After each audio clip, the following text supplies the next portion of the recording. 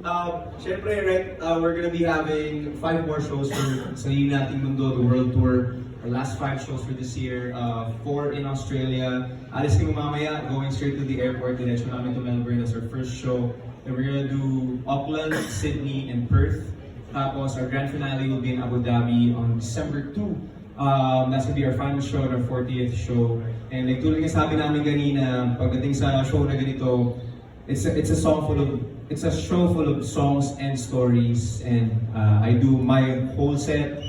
Direk Ratty does his part. KZ does 3 shows, 3 to 4 songs every shows. Pero syempre, pagdating sa ganun lagi namin nakukuha is sobrang bitin na bitin pa rin sila kay KZ. Palagi lang talaga kayo nagsasama sa song na palagi. Yes, doon lang kami magkasama sa song na palagi sa stage, just for one song.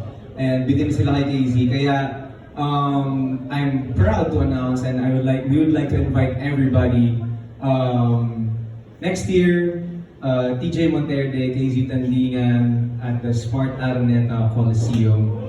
That's gonna be on February 6 and 7. So February 6 and 7 po.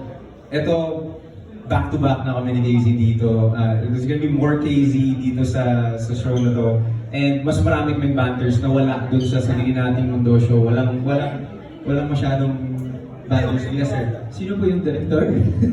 Ito, inisip pa namin. Isipan pa namin kung sino yung director.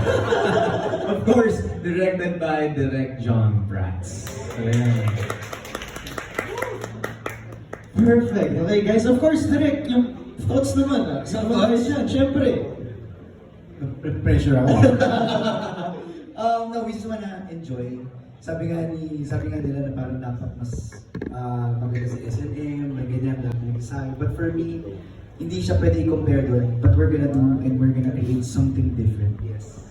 A unique one. Kasi sabi ko nga kay TJ, sa SNM kasi namin, sobrang bigil talaga. Kasi si KZ, may set siya eh.